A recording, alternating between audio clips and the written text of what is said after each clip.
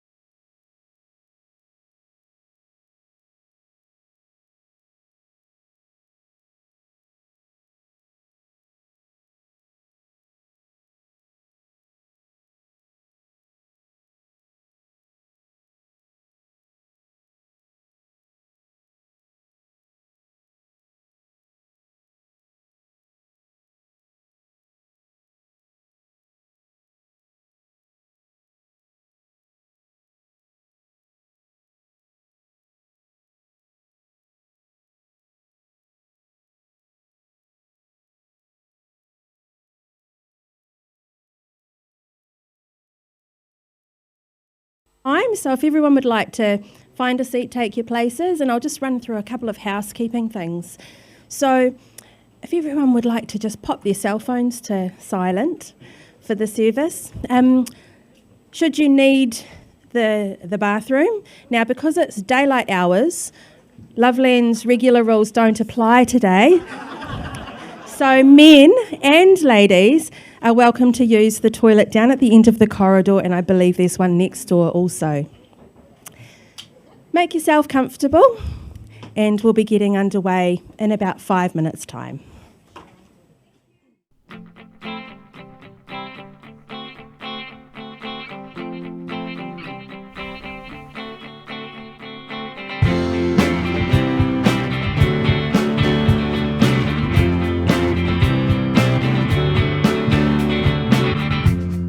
Wake up in the middle of the night, looking at you. Oh, and I know it's not right, yeah. Still missing you, yeah.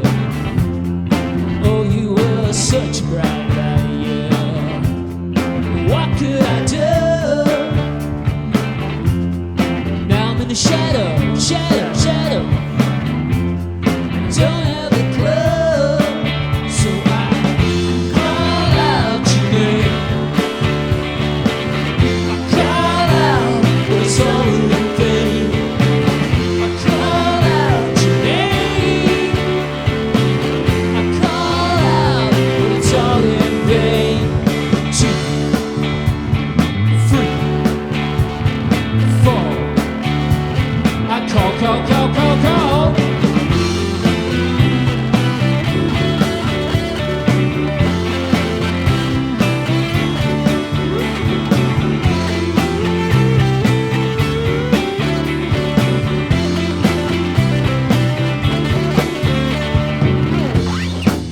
Up in the middle of the flight, feeling consumed, yeah.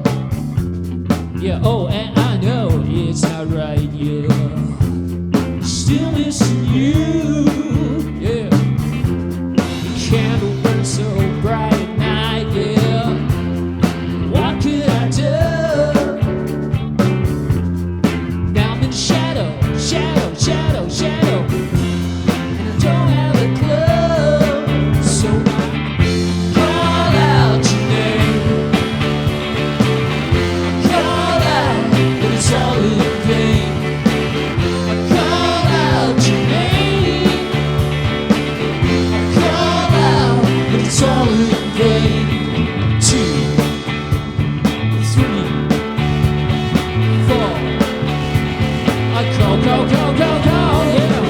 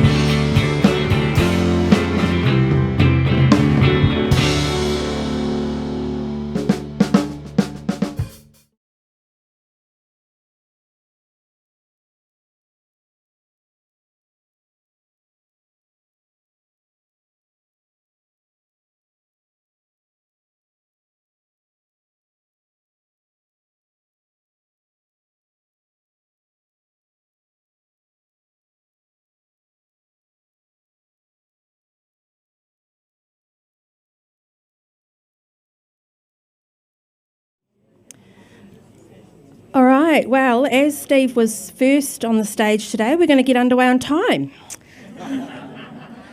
So welcome everybody. My name's Charyl Robinson. I'm a local celebrant and it's my great honour to have been asked to facilitate the more structured part of today where we say goodbye to Steve and we celebrate his life.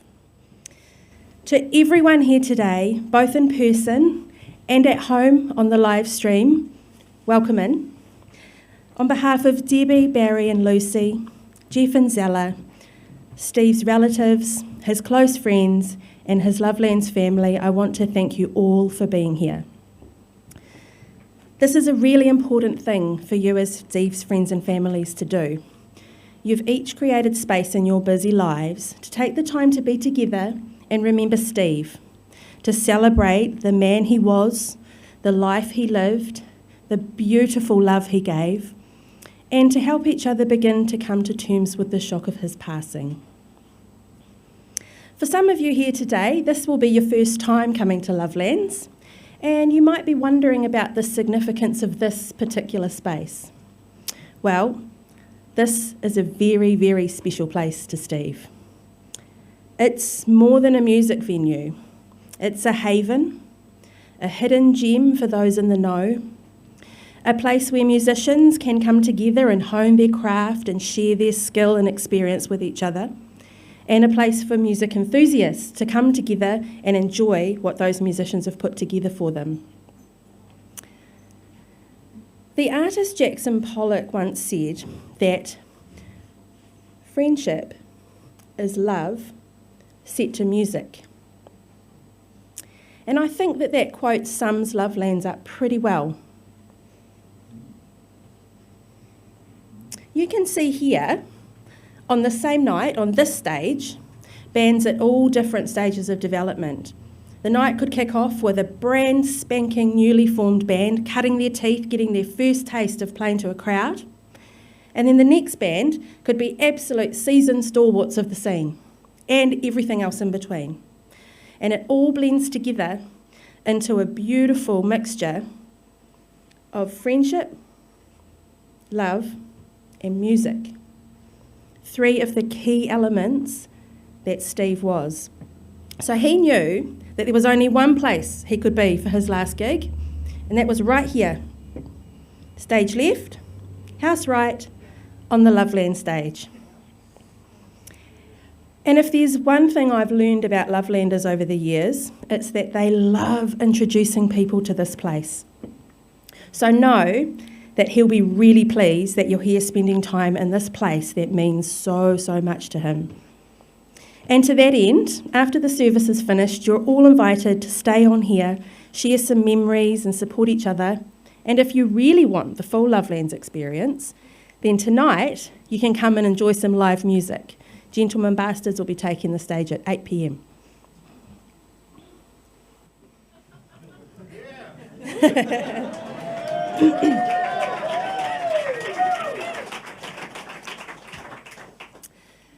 The story of Stephen Francis Jeffery began on Christmas Eve 1968.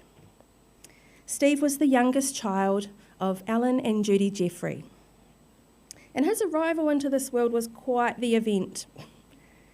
Lucky Judy was doing something that every heavily pregnant woman with a toddler loves to do: moving house at Christmas. So as you'd expect, heavily pregnant Judy was carrying packing boxes down the steps. Everyone else was also really busy with their jobs, and so it was a wee while before it was discovered that Judy'd fallen down the steps and gone into labour. So instead of going home to the new house in Pukerua Bay, she went to hospital and had Steve. She declared it the best Christmas ever because she got to stay in bed, had all her meals brought to her, and people came and sang Christmas carols at her bedside. Then, when it was time to go home from the hospital, Steve and Judy went home to their new house in Pukerua Bay, 3 Kapi Place, together. Steve was a bonny baby, or I think Buddha baby was the word you used, wasn't it, Deb? Yep. And this is because he had a voracious appetite, to the point where the Plunket nurse instructed Judy to start him on solids at 6 weeks old. This meant that the baby brother that Debbie looked on as her little doll quickly became far too heavy for her to carry. So in the beautiful black and white picture of little Debbie and baby Steve that you might see today, there's actually a plank behind Steve's back to create the illusion that Debbie's holding him. Steve enjoyed a great Kiwi childhood in Pukerua Bay. He went to play centre there, then on to Pukerua Bay School, and eventually to Kapiti College. Pukerua Bay was and is to this day a really tight-knit community. And the tennis club there is a bit of a jewel in Pukerua Bay's crown. And it was a huge part of the Jeffrys' lives, and they were a huge part of it. It was their second home. Judy was the club captain, Alan was the coach, and Judy actually started the Easter tournament, which has become a massive event on the Pukerua Bay calendar. Steve played in this tournament, and last weekend, when Steve passed away, that tournament was in full swing. Steve's cousin Bruce played this year, and on Saturday night he announced to everybody present at the tournament that Steve had passed, and so they were thinking of him and everyone in the Jeffrys family. Steve, you'll be pleased to know that Bruce won a trophy this year as well.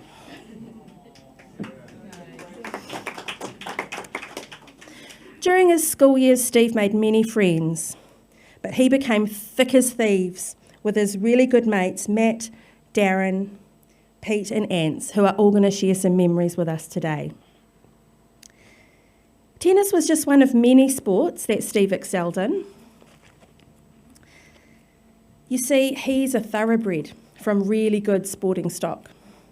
In 1938, Steve's grandmother, Laura Hughes, was the New Zealand singles women's champion in table tennis,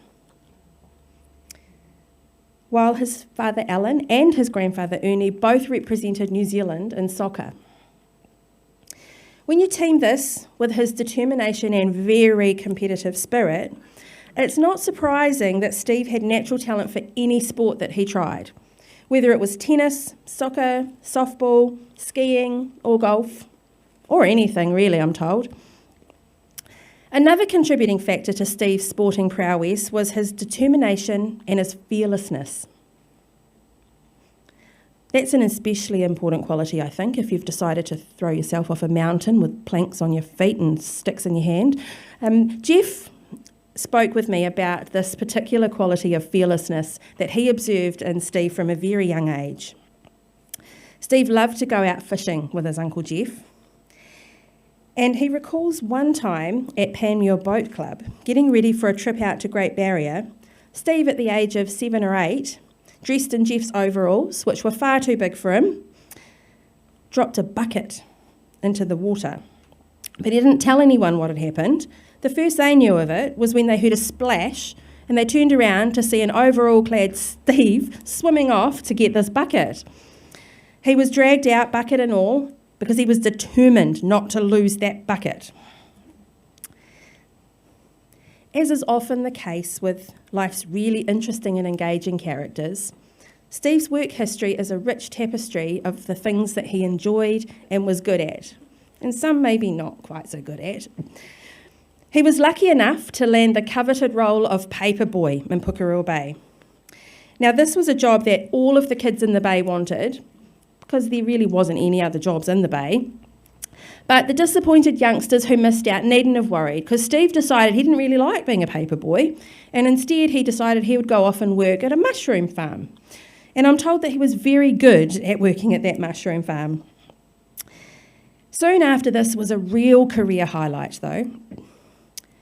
Together with Matt, Steve was the barman at Debbie's 21st. Now, I'm told that Matt and Steve had their barman banter down pat, but I think their stock management skills needed a bit of work, from what I gather. No? Was I led astray there, Matt? Was that not true? Steve made use of his wonderful artistic ability that was a real theme in his school reports. They always said that he was an incredibly talented artist. And he was invited to paint murals on some pretty prominent buildings around Wellington. He's worked at burger joints in Owakuni and at Turoa Lodge by night so that he could satisfy his passion for skiing by day. He was also an enthusiastic rep for a nutritional supplement company called Relive, where he really learned I can see some heads shaking in the crowd, but he learned some fantastic sales skills in that job, and they really came to the fore at his role at Sky TV, selling connections. So good he was at this job that he was put in charge of a team and asked to go to Christchurch to set up their whole call centre down there. Steve was also a commercial fisherman.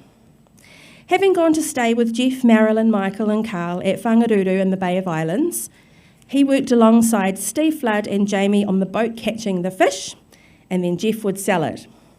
It seems his boat etiquette had improved somewhat since the bucket incident. Then, in 2010, born out of a need to have his orchard hedge cut and never being able to get anyone to do it without booking months and months in advance, Jeff became aware of a business for sale in Whanganui, so he floated the idea of buying it. Soon after this, Steve and Jeff became the directors of shelter belt trimming business Tree Tamers New Zealand Limited. At the time, Steve had an ambitious financial goal that he'd given himself 5 to 6 years to meet. And it's a real credit to his determination and his persistence and success with that business that he achieved that goal. Steve wasn't as good at everything as he claimed to be, though. One day, he said to Ants, in all seriousness, "You know I'm one of the top 10 drivers in New Zealand, eh?" Well, I think there's a few call centre operators on the Star 555 line that would beg to differ. And I also think the rabbit that was pursued into the middle of a paddock by Steve in his car might have something to say about that statement too. He did do a lot of driving though. He would drive from wherever in the country he was, every week, to be here for band practice. I think of all the places in the North Island that were listed to me on Tuesday night, the furthest distance Steve would drive for band practice was the over 260 kilometres from Raitahi. That was how much he loved his music, and of course, his gentleman bastards. Steve made friends easily, and you only had to observe him meet someone for the first time to see why. With Steve, it wasn't a, "Hi, nice to meet you," and then move on to what he was originally doing. He would take a real interest in the person he'd just met, sincerely shaking their hand, asking them questions, wanting to get to know them and make them feel welcome. Ants recalls Steve as the cool kid at school and proclaimed himself as a nerd. Well, you did. You said it. Oh, and just between you and I and a couple of others present. Well, you might not like me saying this next bit either then, Ants, but Ants got demoted from in the school production. He'd played the lead the year before, and to avoid, the school parent politics, he was told he couldn't be the lead that particular year, was given a smaller part. So he spent a lot of time backstage, which is where Steve was working. And that's where he got his first taste of Steve's humour and said he was probably the funniest guy he'd ever met. Debbie recalled to us on Tuesday night one of the many times that Judy was on the receiving end of Steve's humour and dry wit. There'd been an accident in Paekakariki, and some 40 years after she'd lived there, a truck had crashed into the house that Judy grew up in. When Judy was relaying this sensational story to Debbie and Steve, with huge emphasis on the fact that the truck had driven into the room she would have been sleeping in, Steve's deadpan reply was, "Well, gee, that was lucky, Mum. You just got out in the nick of time, didn't you?" Now, while Steve would often poke fun at his mum, that was all part of a beautiful relationship they shared. He took a very active role in her care when she became unwell, cooking her meals and taking her to appointments. And it was during this time that Ants was involved in a New Zealand Film Festival competition to make a film with the theme, The Waiting Room. Now, Steve and Judy were spending their fair share of time in waiting rooms at the time, so they became film stars. Ants is extremely proud of that film, not only because it won the competition, but because his friend's love for his mum and his beautiful, beautiful patience beamed out from the screen for everyone to see. He was a very loving friend to so many. He was very accepting, a great listener who showed genuine concern for people. He was super tactile and generous with hugs, always holding eye contact when speaking with people. Even if he was doing yoga stretches at the time, he would contort himself to make sure that he gained that all-important eye contact right through the whole conversation. He was in it. Steve was destined to be a professional sportsman. He really was fantastically talented in this sport. But injuries put paid to that for him. So it was fortunate that he had live music to keep him supplied with that adrenaline hit that sports people and musos alike thrive on. The music brought him so much more than adrenaline, though. It brought him here, and to people that became an extension of his family. People who he shared so much of the later years of his life with, and clearly meant the world to him. Steve was blessed with beautiful friends and family. We're going to hear from some of them now. Debbie, Matt, Ants and Darryn, Pete, Steve, Rachel and Neil, Wayne and Trudy are going to expand on some of the aspects of Steve's life that I've touched on, and then Gilly is going to share a short poem with us to round it off. So I'd like to invite Debbie up to get us started.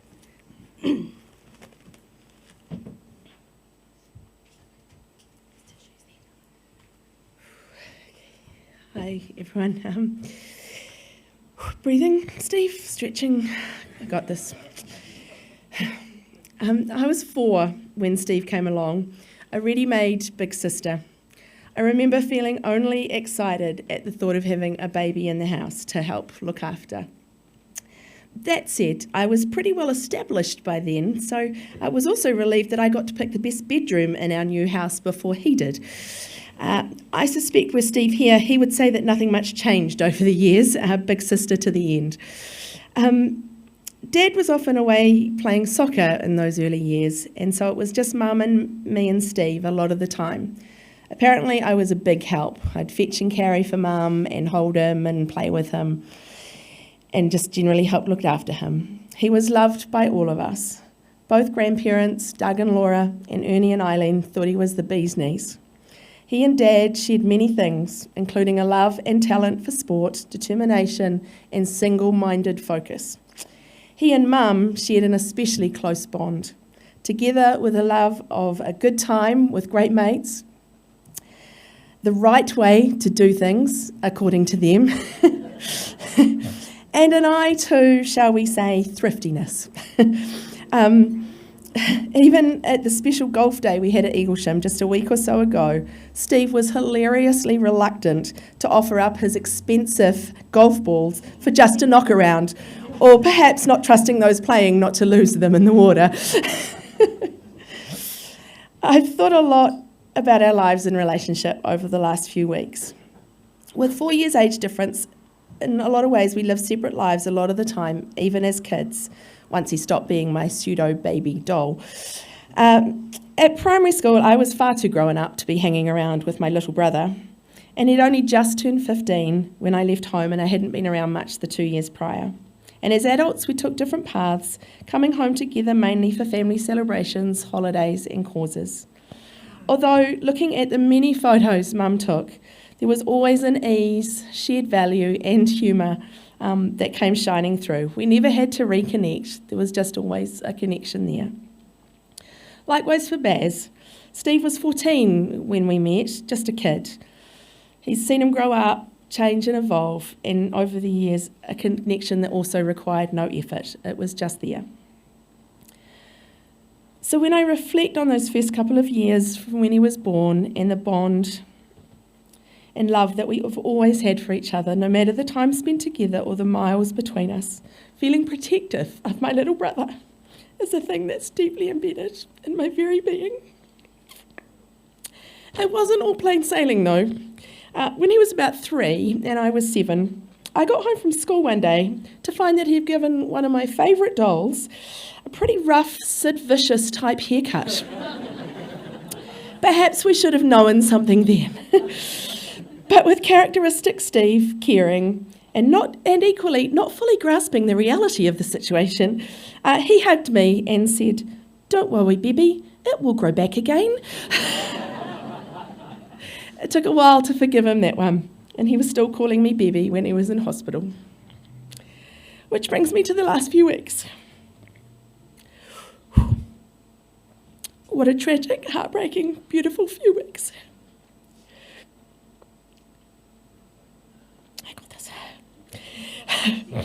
It's the measure of Steve that all the people he loved and who loved him came at a moment's notice and spent as much time with him as they possibly could, or called, sent messages and words of love. To have shared his world through the people in his life in this way has been the most humbling privilege I have ever experienced. Jeff and Zella too. Jeff, you've been there for Steve as an uncle, a dad, a brother and a mate, like no other and always. And to Steve's childhood mates, Matt, Darryn, Pete and Ants, and his extended friend and Lovelands family, thank you. What a gift for Steve and for those of us lucky enough to experience and share his last few weeks. Steve-o, me, Baz and Lucy will miss you always and deeply. I can't imagine right now not having you around. Thank you for all you gave us. I love you.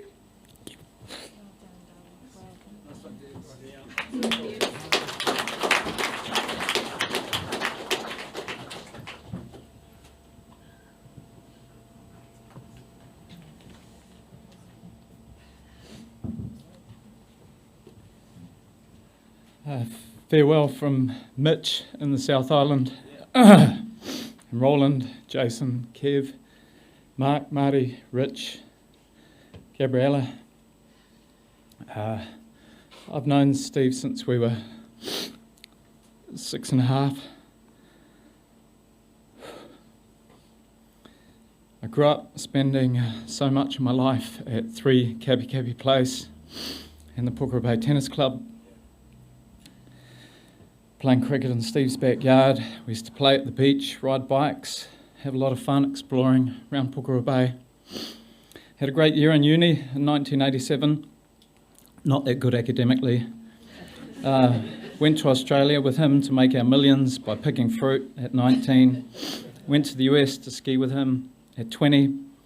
Skied in Iokuni in 1990, 1991. Enjoyed getting into big jumps. One of the fondest memories was drinking Steinies at the summit of Mount Ruapehu.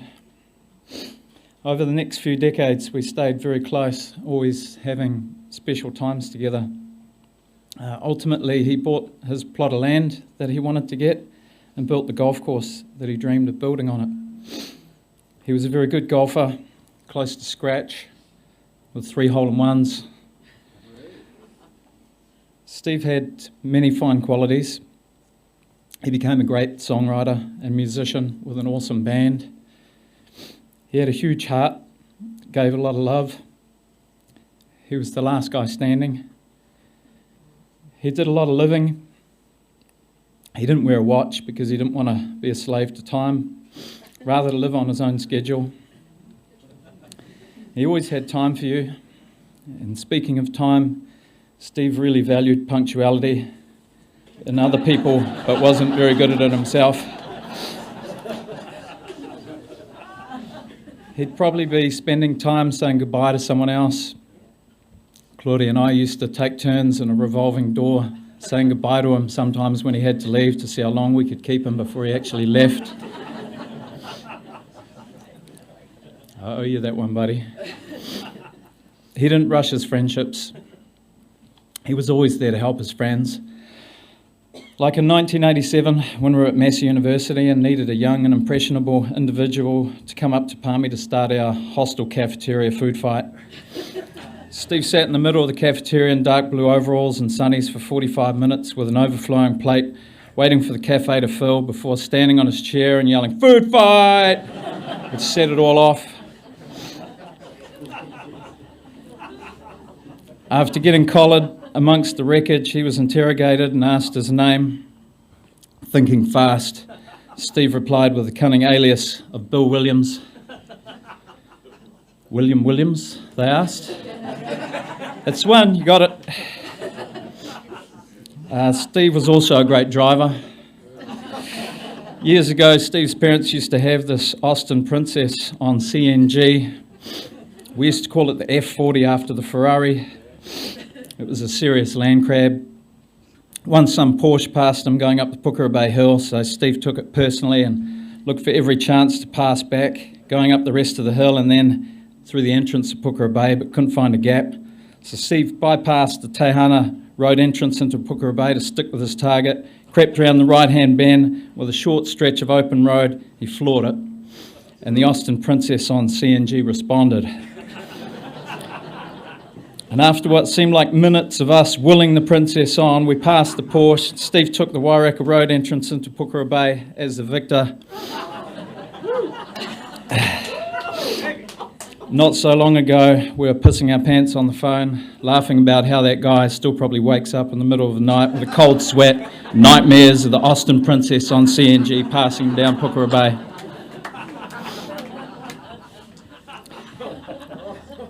Like Steve said to me in the hospital, we'd never say it all, so I'll stop there with the old stories. Following that call from Darryn, it was a whirlwind 2 weeks. First time I've spent 2 weeks with Steve for 25 years. It was a blessing. He had a very clear idea on what he wanted to happen, made a huge effort to get out of the hospital, made it home against all the odds. There were many special moments, the love from an endless stream of friends, seeing Debbie doing what she did, the team at Eaglesham. You know who you are, my sincere gratitude. Thanks to Claudia for looking after things at home so I could be there. The funny moments where Steve, still lording over the Eaglesham, was setting us all straight on how things were run there, like Gilly at 2:30 a.m. in her pyjamas, who had nothing at all to do with the dishwater, getting told there were far too many food scraps in the dishwater, and the dishwater should be thrown outside, and the sink was hard to fix if it got blocked, and too many food scraps were going in the rubbish and not in the food scraps bucket. All at 2:30 a.m. in the morning on a middle of the night visit to the kitchen. While those funny times were special, there were great performances from Steve. Playing with the bastards, the courage to get up and do it, rolled a durry, got out of bed, ordered a coffee, cracked a beer and said, "Let's do it." And how good was that? A dream come true for Steve. Then when 15 people filled his bedroom to sing "Love Is in the Air" and seeing the smile on his face, the pure joy was amazing. And he said, "I don't think I could love you any more than I did, but I do." Phil's guitar in the final afternoon was beautiful. He did it all and signed off as he wanted. He was a rock star. Steve, I salute you for being you. You're an inspiration. I miss you.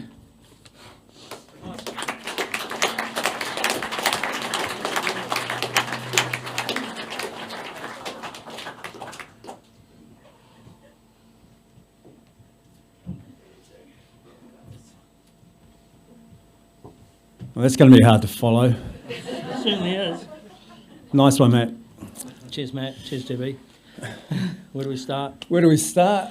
Well, We start with you go. Well, hey, I ran into Steve when I was 7. I lived across the other side of the highway, and I first started playing tennis with Steve and playing. Then I was playing rugby with Steve Matt, and his dad was our coach. And at the age of 7, what I remembered was his dad was a lot different to every other coaches out there, right? A lot different, right? And he'd huddle us all together, 7-year-olds, and he'd bring us all in. And I remember one of our last games, we were playing the Pairua boys, right? And they were all about 3 or 4, 5 kilos heavier than us. And we didn't win, but we gave them a good game. And he brought us together as a great team, And from then on, I knew there was something special about his parents, his dad. And I used to spend a lot of time over there as a kid, because my mum had 3 kids. There's 4 of us, and I used to go away to Steve's place for a weekend, and that was great. My mum loved that because she was only having to look after 3 kids, 1 down, and I was always a great friend to be there because I was a low maintenance kid, guest. That's what you want, low maintenance, right? And I learned later on in life that's the way to be. So I got invited back time and time again, and Steve's parents, on a Saturday evening.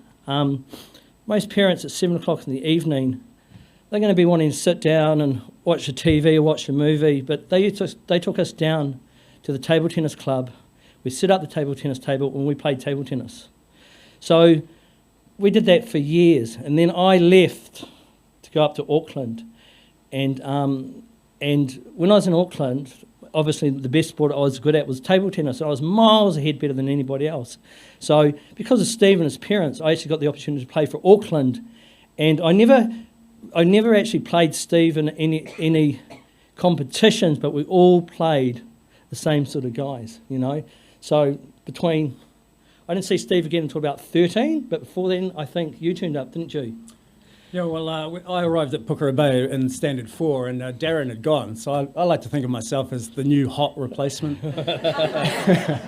And you are, mate. But my first interaction, I'd come from Newlands, from the mean streets of Newlands, and we went to Woodward Primary School, and walking home, we'd come across the intermediate kids, and they would bully us. We'd end up in fights. So when I got to Pukekohe Bay, I was determined that I wasn't going to get bullied, and none of my mates were going to get bullied. No, mate. And sure enough, here's this group of Steve, Matt, and Dave Love, who were giving my friends a hard time. So I just get in there, and I think I actually hit Steve. Well, maybe a little tap, because I've never really hit anyone properly in my life. A little tap, and I'm just like this. And he's like this. And we're just squaring off eyeball to eyeball. Nothing happened after that. But later on, I remember on the mat, Matt and Steve are hiding behind their books, and they sent a little note up to my desk, to my mates. And on the note it says, "Do you want to be friends?" And I look at the note, and I look at those guys, and I just shake my head. But from that point on, staring into Steve's eyes in that moment, I think we've all experienced it, that connection, that focus that he has, which he brought to everything he did. We played soccer together at primary school, and we were a tiny school, 140 kids, and we were going up against, in the tournament, we went up against Parminter, Plymouton. It's like Tawa versus Barcelona, some of these teams, right? But we were kicking ass. We were scoring goals left, right and centre. Steve, really talented midfielder, so he played defence, he played forward, he had a real good eye for strategy and how the game was unfolding. And we won the freaking tournament. We were the champs. And he brought that same athletic ability to the tennis court. My memories, I played him later in life, but my memory as a kid being on the court is watching Matt and Steve going at it, like two freaking gods of tennis at a level way beyond anyone else was playing. And then Steve getting coached by his dad and playing with his mum. And that would be a mixture of his dad going, "Oh, Stephen!" when he's telling off, or Steve yelling at his mum, "Oh, Mum!" And talking to Steve later, I mean, he was a great tennis player. He made it quite far. He was representative. He was really good on grass, which I think is a great He was mark. technical as well. Steve was technical. He always knew that there was only one good way to do something, you know, and there normally is. And Steve nailed that. Yeah. And on particularly on grass, which I think is the real measure of a tennis player, and he was expert on grass. And talking to him later in the hospital, I was asking him, what was your idea with tennis? What did you want to do? And he regrets that he didn't take it further, that he felt that what held him back was his temperament, that he got pissed off with the opposition. And he sort of looks back and thinks, I could have done better there. But there were other sports that came and went. The table tennis. Table tennis, yep. He was ranked, well, there's some conjecture on this. Matt has him ranked number 1 or 2 in the New Zealand. I always thought he was number 8. And so we'll just say number 8. Well, he told me that he'd beaten the number 1 tennis player on a few occasions. Table tennis. And I believe that. Yeah. He was that good. Yeah. Steve was that good, yeah. And when I saw him, so I saw him again when I was about 13 or 14, because back then we didn't have internet or mobile phones or anything like that. So when I left Pukera Bay at 9, I still, even through 9 to 13, I had an opportunity to hook up with Steve. And I had never forgotten him. How could I? Yep.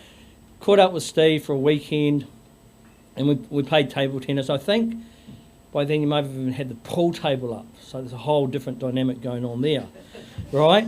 And I didn't then see him, but I kept in contact with him until I was about 26, 27, and I'd been in the UK at that point for about 8 or 9 years.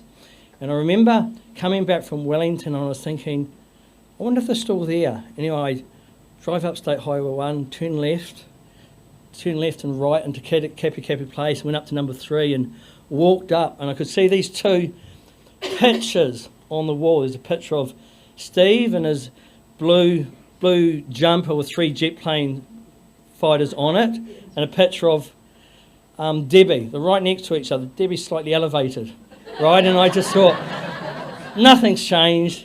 Knocked on the door, saw the piano in the door, right, where Debbie used to practice piano, and there Jude came up. I could smell some dinner going on in the background, and I was only, I had a friend in the car. I was only going to be 5 minutes. 45 minutes later, I managed to get away, and nothing had changed. And the next day I was speaking to Steve, who was in Christchurch doing the Sky stuff, and then about 2-3 weeks later, I caught up with Steve in Taylor's Mistake. Hadn't seen him for 15 years, but he was just if you distilled him right down to who he was just the same guy, and he still had that same magic. Just had that. The energy was there. It might as have been yesterday. Yeah. And that's when you've got a great friend. Right on. So up until I'd come backwards and forwards to the UK, and I'd always come back and make an effort to see Steve. And then I came back for a period of time, and I was living in Charyl, and he was living down here, and we'd always meet halfway in Turinga to play golf, right? So he'd drive up to Turinga, I'd drive down from where I was, and we would play golf every 2 or 3 months. And we did that for years, for 5 or 6 or 7 years, And, he's my oldest friend. Yeah, same. I've known him since I was 7. And he valued friendships. I know that, And I know all of you guys would have some type of relationship with Steve that you're going to miss. And, he's going to be missed by everyone. Right on. I think we'll leave it there, eh? Yeah. All right, nice one, Darryn. I just want to say one more thing. But Darryn, there were a couple of moments in Steve's life where the chips were really down. When the sheriff died, his good friend in Christchurch, that hit Steve really hard. And when Steve came back from Amsterdam after the tumultuous breakup with the love of his life. And Darryn, I just want to say thank you for being there for him, mate. Mate, I'd love to. Thank you, I'm so mate. pleased that I could. Cheers, Dad. Cheers, mate. Right.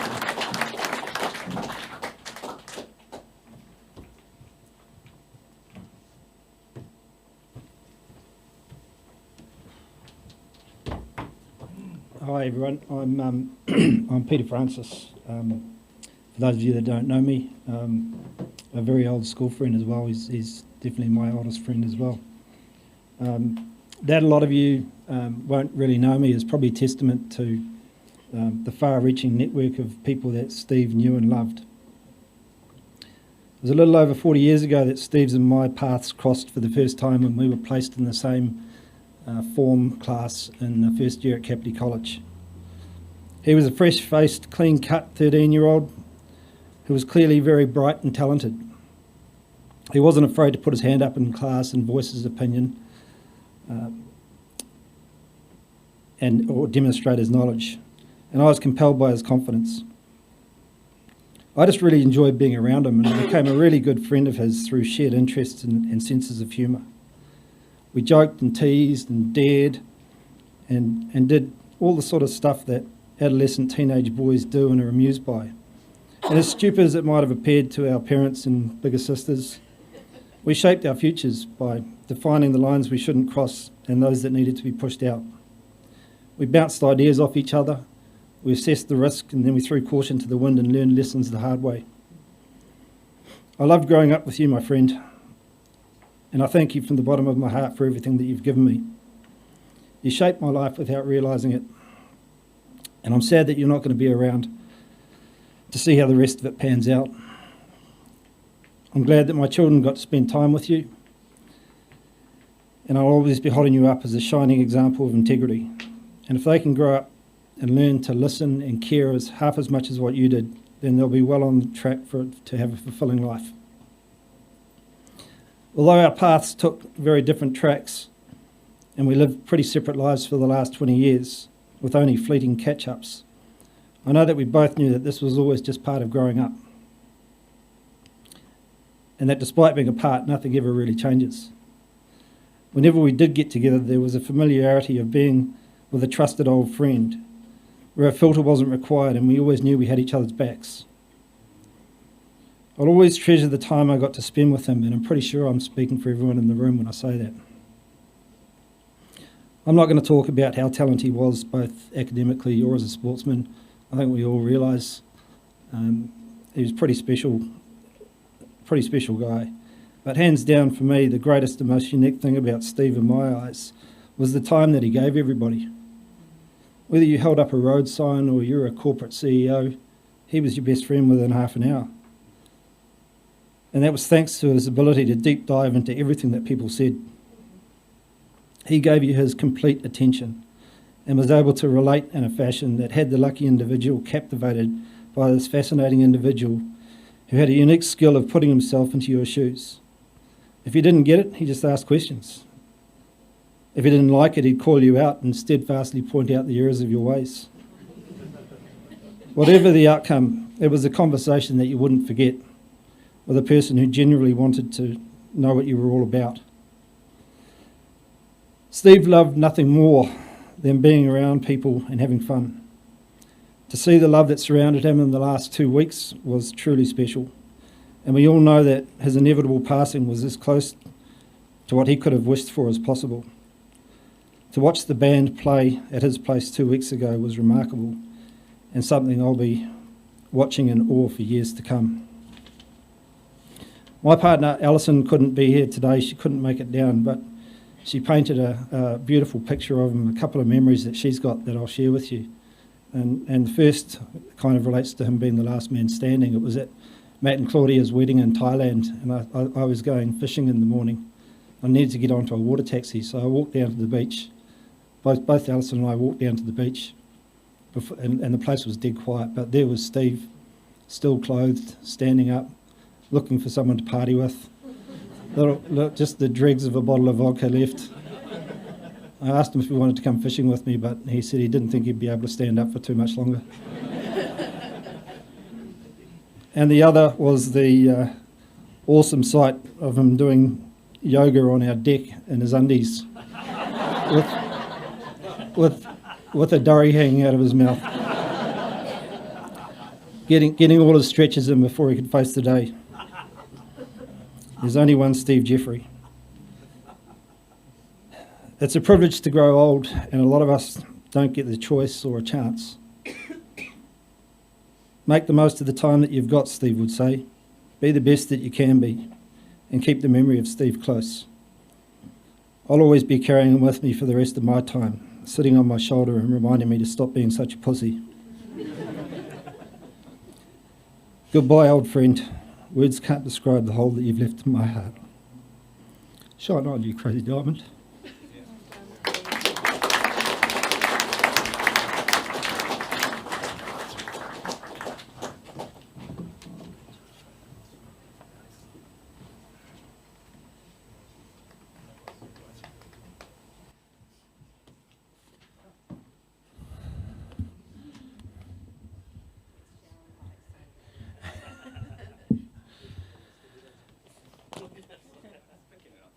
I was going to delay, I knew that was going to happen there, right?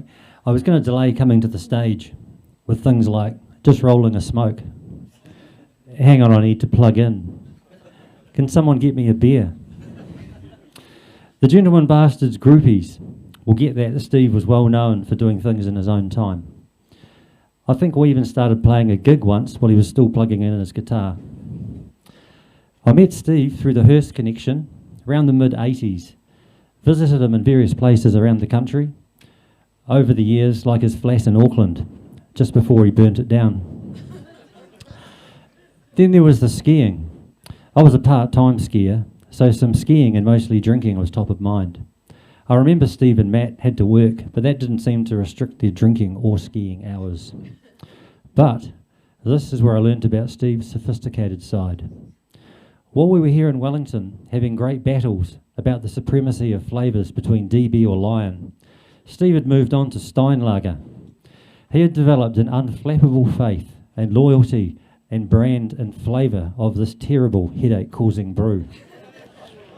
We have actually ordered Steinlager in especially for everyone in the fridges after this. When Steve came back up from Christchurch, he ended up helping me at the Power Farm, and he was doing some painting. Now, with his fastidious eye for detail, painting really did take some time.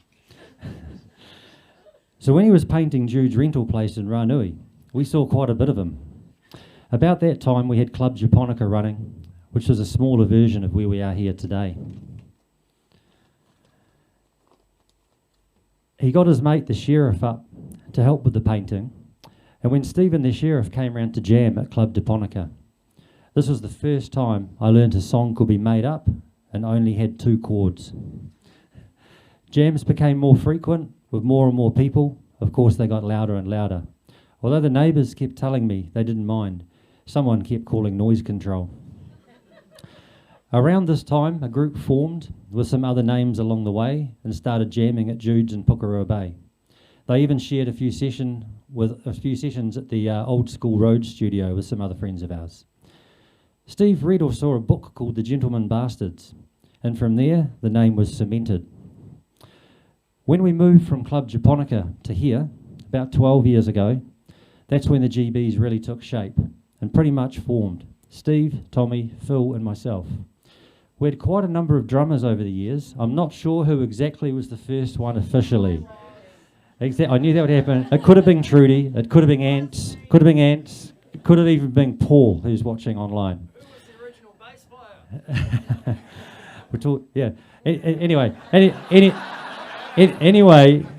Anyway, a large number of drummers, and each drummer, and most of the drummers are here, which is bloody awesome to see. Each drummer formed their own special relationship with Steve. Steve was a great storyteller. All of us have heard a lot of Steve's stories without realising it. He was a great lyricist. I realised this early and grabbed his songbook from him and typed up all his songs.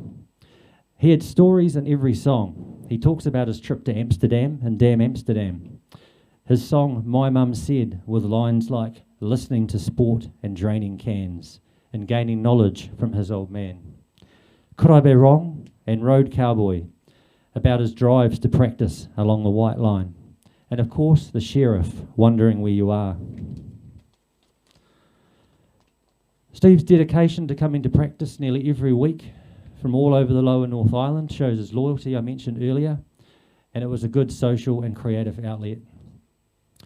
At a gig we played in Bodega, I have to mention that, since Bodega's not here anymore. I think he drove from Ratahi to play that gig. It was a paying gig, mind you. One of the only ones we ever got paid for. But I'm sure the 4 hours drive each way, getting busted at the pub for smuggling in grog and playing to 2 people was worth it when we got $80 each. Tommy reminded me of another classic Steve story that I'll try to recall. We were practicing in one of our mini breaks. Someone brought some baking. So after a snack, we were practicing hard. When we noticed in slow motion, just over here in Steve's spot, we noticed in slow motion Steve was disappearing into the black curtain behind him. He took out both guitars, off the stage he went. In true style, he emerged from the curtain, still holding his upright, unspilt beer. A skill he possessed that many of us would have seen at some stage over his life. Every week he came to practice, rolled out his kit, slept on the floor with Tana, curled up to him. Then he would wander off on his own time the next day. Steve, you were one of the first in our circle to head off to the sky. We look forward to you establishing the new Lovelands or Jeffery lands. To be honest, I'm a bit worried with you in charge what that might be like. But if Eaglesome is anything to go by, it will be awesome. Your influence with the Lovelands family has been amazing and will be greatly missed. Steve, the gentleman bastards, will miss you, mate.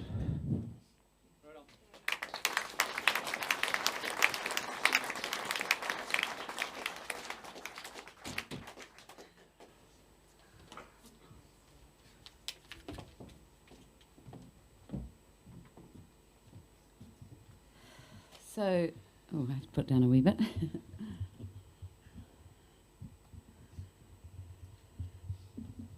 Steve, our gentle man. I don't actually remember the day that I met you. It seems so long ago, and then it's just like yesterday. But it would definitely have been at the Marine in Sumner, Christchurch, with pool tables, beer and music, 3 of your favourite things.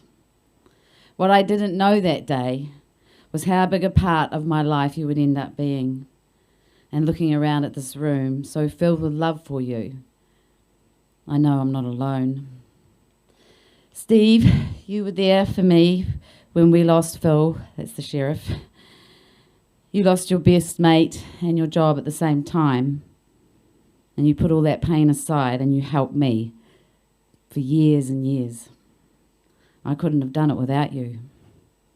You were quieter in your Sumner days, shyer, still working away on getting it together on the guitar and singing. And you always encouraged me to play too. Jam sessions at your place, all the way down and up the stairs at Taylor's. And you'd meet me at the top to carry the amp. The first time I heard you with the Gentleman Bastards, I was completely blown away. Hard work and perseverance just pays off. And you achieved your dream, Steve, the band you always wanted. And what a crew you've amassed over the years. And they just love the bones of you.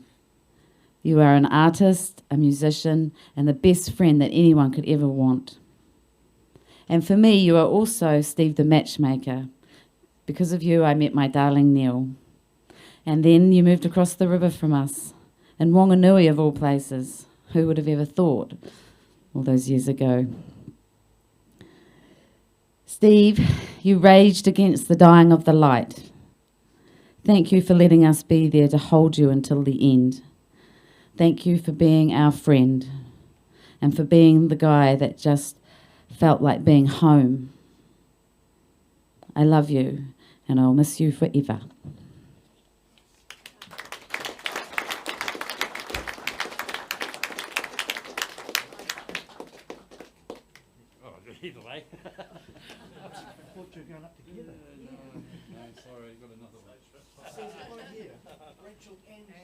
I know, I didn't write that. Kia ora, everybody.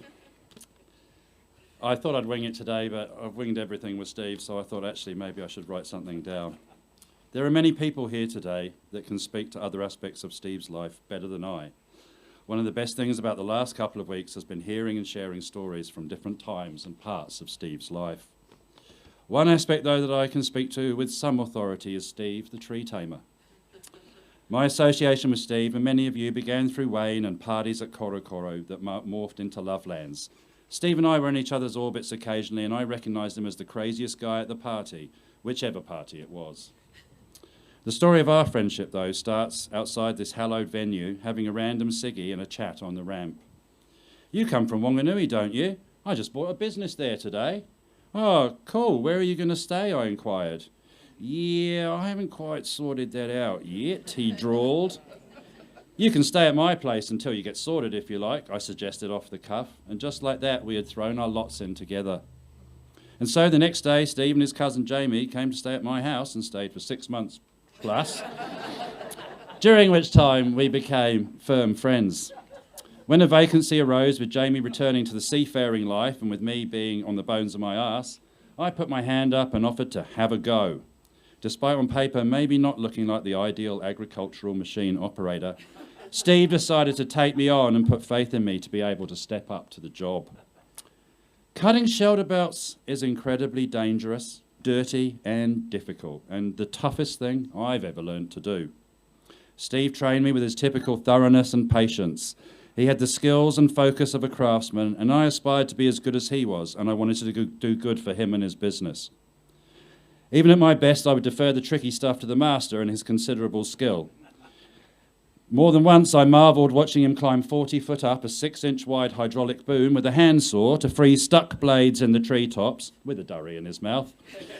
His physical confidence and sheer bravery was something to behold, if a complete Osh nightmare, as was everything Steve did.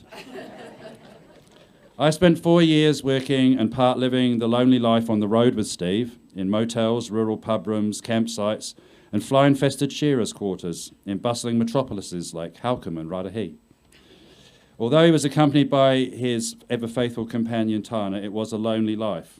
This tough and economical existence was measured out in value takeaways, the perfect formula lunchtime sanger, and Steve's favourite budget instant coffee for smokos. Despite the long litany of accidents, pilot error, mechanical failures and tricky jobs, Steve took on the jobs that no other tree trimmer would ever do. He always treated me squarely and fairly and was understanding about my impractical child custody arrangements. In all of that time, we never argued, had a confrontation or a bad word, a testament to his patience, his humour, and our friendship. I also got to know Uncle Jeff along the way, the wise, practical father figure of the operation, and was always made most welcome and a part of the family. When Steve underwent treatment for prostate cancer, Jeff and I managed to keep cutting and keep the business going while he recuperated. Out in the back blocks, he made many friendly acquaintances with hydraulic hose fixers and mechanics and tyre guys and farmers and cockies, despite sometimes being a terrible customer, overstaying in every yard we ever parked in. Somewhere there is an engineer or a cocky who will also shed a tear with the news. Such was his genuine good bloke nature. During this time, the gigs, the parties, and the Wednesday overnight practice with the GBs was a definite lifeline and a refuge. The Lovelands community, the perfect antidote to his rural isolation, it really was his second home, and it is only fitting that we are here celebrating him now. When Steve finally started looking for places to live, I was so pleased that not only had he found the perfect Steve place, but that it was in Wanganui, close to me, and by then my darling Rachel, his old friend that he'd introduced me to at Wayne's 50th party. Seeing him unpack his few precious belongings and eat a home-cooked meal at home for the first time in years was very special. His long years on the road were over. He had found his Turanga Waiwai, Eaglesham, a place to share with friends and family, to be peaceful, play golf, plant veggies and other crops, hold parties, play music, and be Steve in his element. It was my off-grid bolt hole and a special place for me, as it was for so many of you. Farewell, Chief, my dear friend, brother, musician, poet, gent, boss, and all-time great party animal. So many people, friends, family, acquaintances, colleagues from every time and part of your life all feel and think the same good things about you. And that's the sign of a true authentic, a real original, and a genuine good cunt. We had plans, Apocalypse Now paintballs, ski trips, an acid-fueled reenactment of a failed school trip to Kapiti Island. But most of all, I was just looking forward to seeing our gardens grow and getting older and stupider together. Us tree tamers may well have nuts of steel, but today this tree tamer feels a little less brave for your absence. Until we meet again, Chief, I'll gas her up and sharpen the blades and keep cutting till it's my time for another beer and a laugh and a jam in the next one. Haere hoa.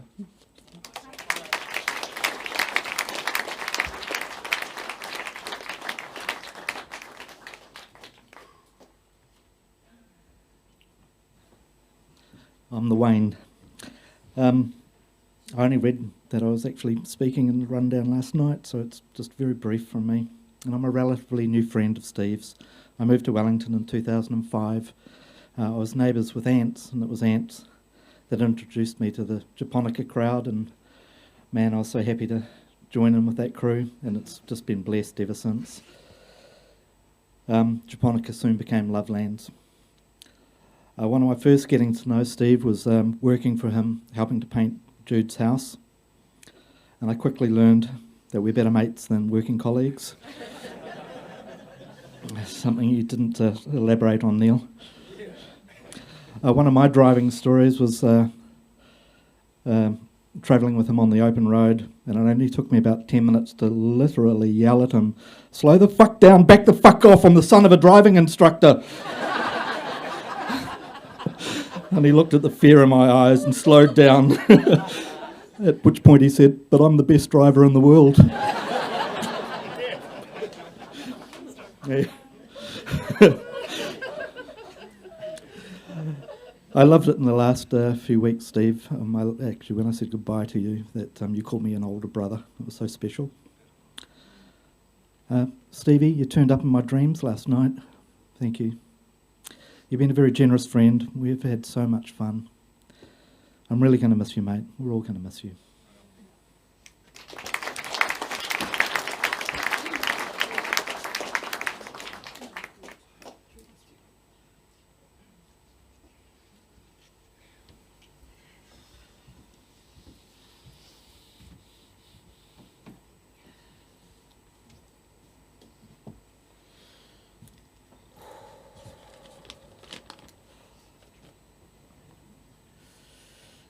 Hi, I'm Trudy. Steve has been in and out of my life since I was a teen. I first met Steve, hang on, let me get this sorted, there we go. I first met Steve when a group of us were doing a night walk in Pukekohe Bay to the Hole in the Rock. We were laughing and joking around as teenagers do, and we found ourselves being attacked by a couple of ruffians, namely Steve and Matt. They were hiding in the bouncy bushes and throwing stones. We laughed it off and proceeded on our way only to get the same treatment on the way back. They thought it was hilarious. It wasn't until a few years later when I worked in Porirua as a travel agent that I met up with him again. It was my daily outing to the bank, and I just happened to glance into the dry cleaners on my way past, and Steve looked up and gave me that gorgeous smile of his. We had many chats, and I was disappointed when I didn't get to see him. He was always pleased to see me, and this is how he rolled. Always pleased to see you, always willing to have a chat, a long chat, no matter who you were.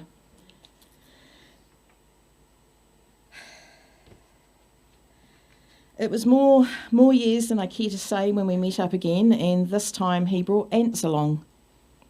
I remember we were at the local sandbar, and I introduced Ants as Steve to another friend. Ants was mortified that I'd called him Steve, and Steve thought this was only fitting since I knew him and not Ants. We three spent many a fun night drinking and generally having a great time. Eventually, Ants and I moved in together, much to Steve's disappointment, as it was meant to be Ants and Steve, not Ants and Trudy. Sorry, Steve. As mentioned previously, Steve's love of all things sport. Steve also loved to wrestle, and I love a challenge. We wrestled many times on this floor right here, and that one night that I was going to pin him down, he slammed me into one of the glass fridges. It was that noise and the sharp intake of everybody's breath. "Trudes, are you okay?" Steve said, and I felt the lump on my head. There was no pain. There was no blood. I was okay. Cheers all round, great wrestle, hugs and a handshake. It was all good. Wow, that's what you get, Trude, when you wrestle with the best, said Steve. Always one for the banter, eh, Steve? Steve, I and many of the ladies here have spent dancing at the front of the stage, raging it up to the bands. He was always one you could count on to have a rage up, bang into you and then throw that grin at you, taunting you to bang him back. Then proceeding to thrash about on the dance floor in wild abandonment in his orange pants.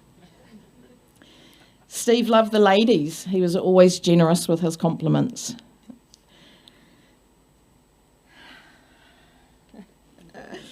The girls had an Easter weekend a few years back at Eaglesham. It was just the girls and Steve. He was our warlock for the weekend. He loved it. The food, the massages, the music, the tears and chats. We'll never forget our time there with Steve. There's something about Steve's home at Eaglesham. It was so fitting for Steve, with its rich history and wonky floors. It's a deeply spiritual place, even more so now as he becomes part of that rich history. An incredibly special place where love flows and you are always welcome. Steve's deep connection with all people shows what a wonderfully special human he was, and I will miss him greatly. Love you very much, Steve. Thank you. Go well.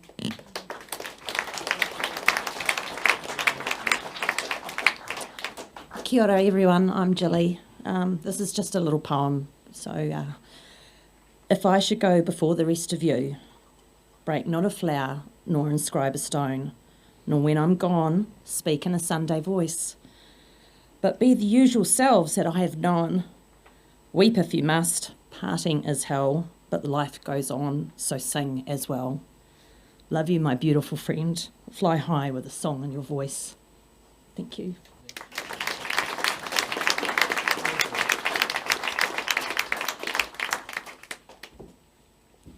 Thank you all for those wonderful, wonderful tributes. We're going to have a mini Lovelands open mic session now. Now, as anyone who's ever tried to get off the phone to Steve will know, he is a fan of the long goodbye. But we're going to try and keep things a little bit more concise than what Steve was famous for with this. We want as many people who would like to have the opportunity to share something about Steve now and still get him away on time. There'll be plenty of time later to share more and regale each other at length. So now I would like to get Trudy to kick things off with some messages from some who aren't able to be here in person today. Thanks, Trudy.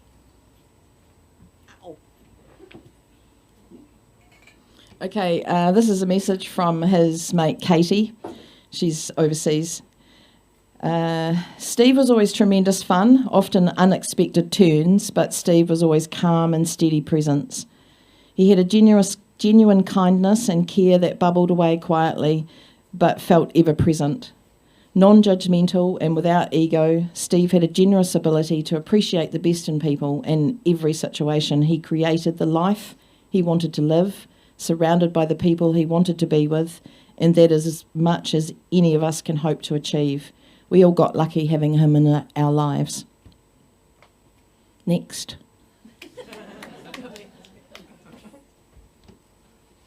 Don't be shy.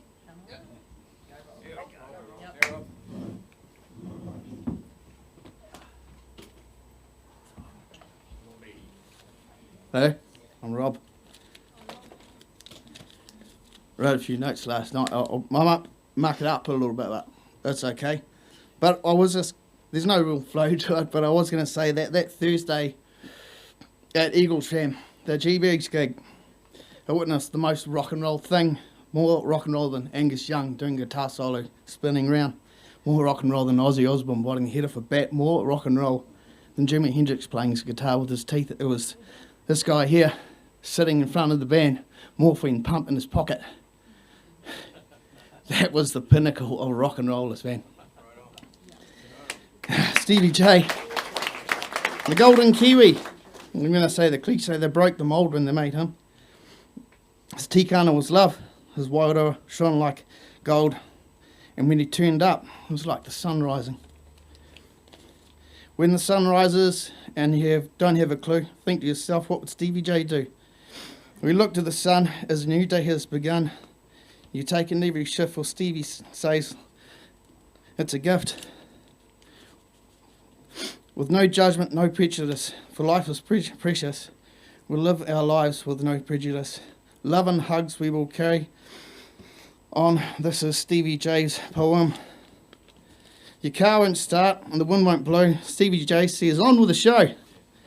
Carry on with smiles and hugs because Stevie J says life is for love.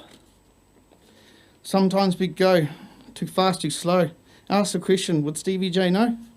Of course he would, just like he would. Stevie J would give us the right advice. It's all good. Walking down the street, there's a new face to meet. You take them in arms. Stevie J says there is no harm and love is all around. Love brings us to the ground. We, you, dance in the rain as Stevie J had an extraordinary brain. Hold the ones you love, for this is our life. It fits like a glove. Nothing went wrong for this. This is our life. This is our love song. When you can't walk, you can't talk, you can't look, Stevie J wrote a song in our love book. Love, love, love. I love you, Stevie J. The story of life is quicker than a wink of the eye.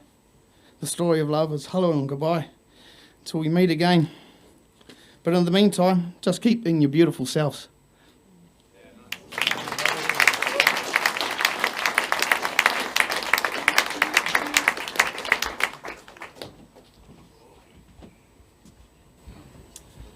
Hey everyone, there's two reasons why I want to be up here. One of them is to see everyone.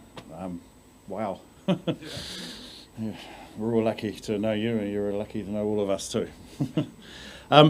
Steve, so he would stay here after a gig. It was always last to leave. He would be the safe man to lock up. And one day I had to come back on Sunday to come and pick up the car, because we're all responsible people. And I was driving home, and Steve left behind me, and I had to stop off and get petrol. He passed. And then I caught up with him, and I passed him. And there was no one on the road heading up towards Pukerua Bay, and I cut the corner and went through. Next thing, the phone rings, and I turn it on. It goes, Gold Toyota, numbers EFE. You've been seen to be driving erratically. We wish you to pull over at the next opportunity when it's safe to do so. And he had I was home in Pocock, just pulled up inside, and he pulled up too, and he stopped to give me a hug, a goodbye, even though we just said goodbye before, and he stopped even though he had a huge long drive ahead of him. So yeah, that's the kind of guy that man was, and we're very blessed to have spent time with him.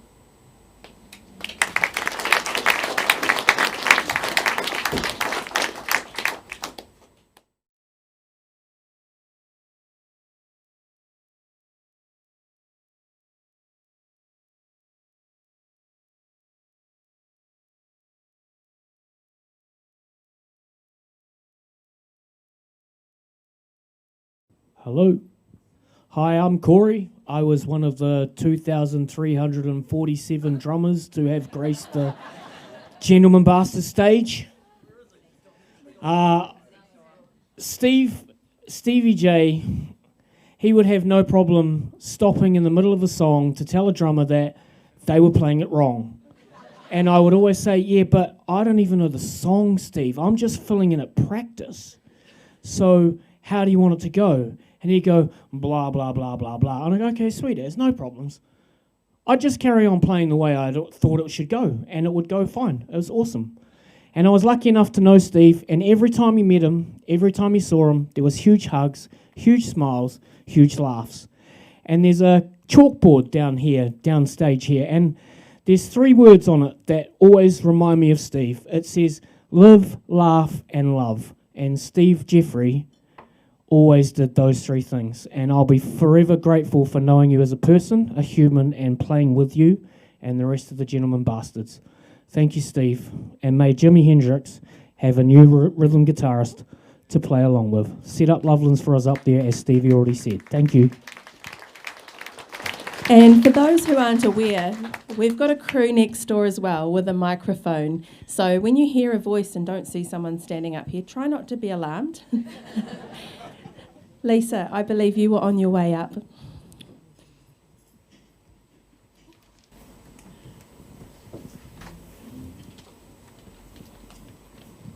Hi everyone. Do I need that down? I like to write a poem from time to time, although I can't actually read this now, so. We struggle for words to express how we're feeling. Who knew it was coming? Our emotions are reeling. Death comes to us all at some point, we know. But to take Stevie J, we just want to say no. His smile, the laughter, the banter, the fun, a kind and pure spirit. Stevie shines like the sun. We're all going to miss you. We feel torn apart because you, Stevie J, have stolen our hearts. For the life of the party, you know who to look out for when thrashing it out up there on the dance floor. Now everyone here has had special Stevie J times, so I'll hurry up and get on with one of mine. A blessed girls' weekend, Easter 2019. Stevie hosted us ladies, and it was a dream. With laughter and tears, some massage and healing. The special time had a real Stevie J feeling. Onto drinking and dancing and cake and games. So much joy in the room, and that's why we came. Outside on the lawn, the full moon was high, and perhaps, of course, were Stevie and I. The big tree silhouetted against a sky so bright. It's a dog, I explained with drunken delight. I said it looked like my prancing new pup. Stevie said it looks like Tana, and I thought, fair enough. Recorded our dog tree, and I hope again to see the full moon, the dog tree, and you, Stevie. Thank you, my friend. I'm blessed to have been in your life.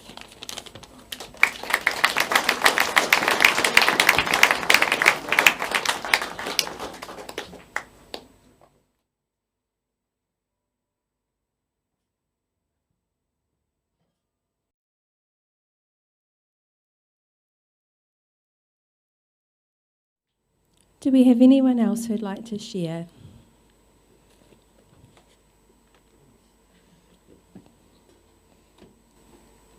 Thank you all for sharing what you did, and we look forward to more over a few beverages a bit later. Now we're going to take a moment for you all to reflect privately on your memories of Steve while we listen to some music and are shown a selection of photos from Steve's life.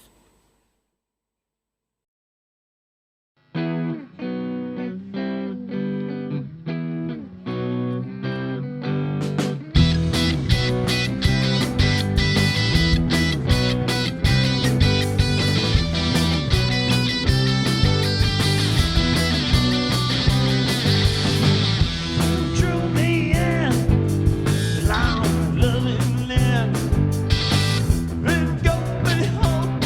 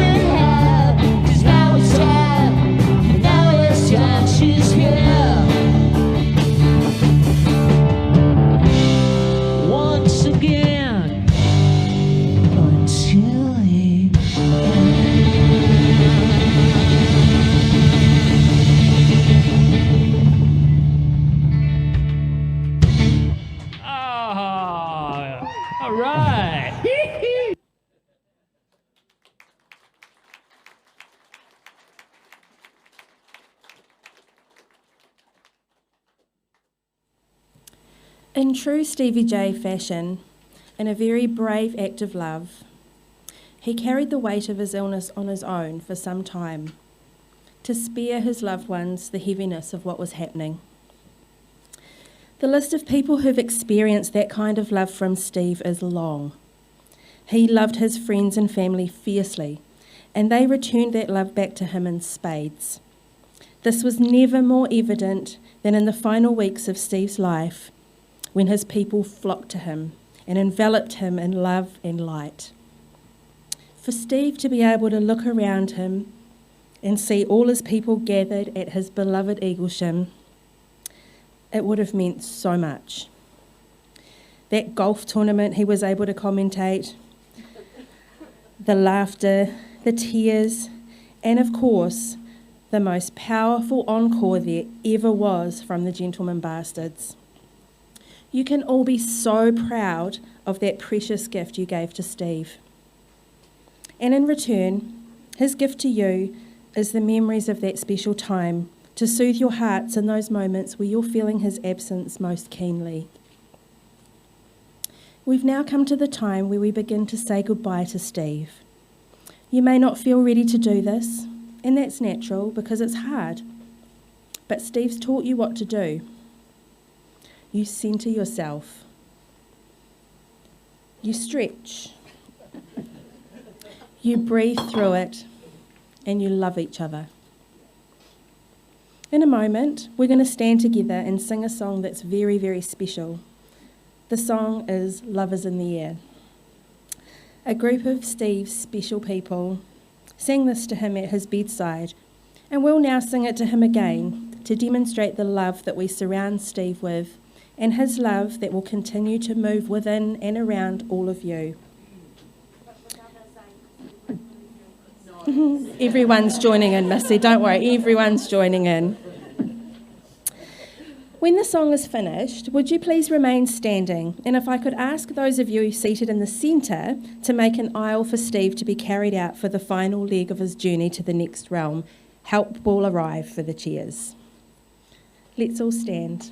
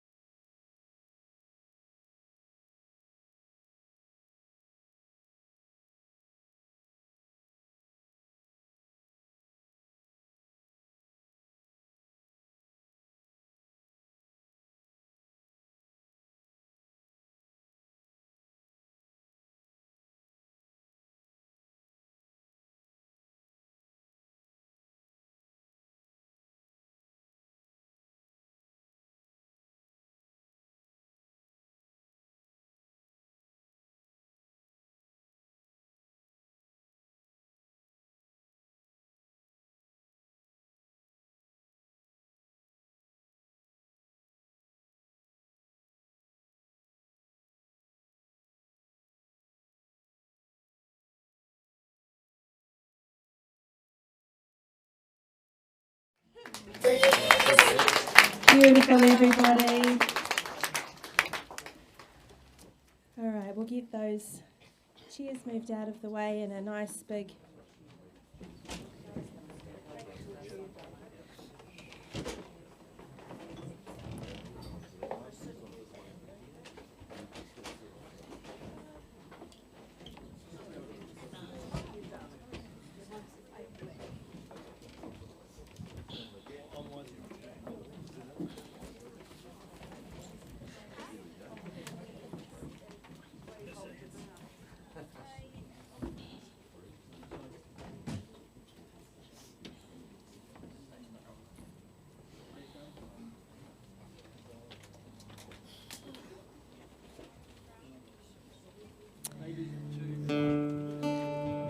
We will remember Steve's humour, his generous spirit, his courage, and most of all, we will remember his love. Now, Steve, thankful for the life we shared with you, with tenderness, with love, and with care, to the earth and elements we return you. You will still be part of our world.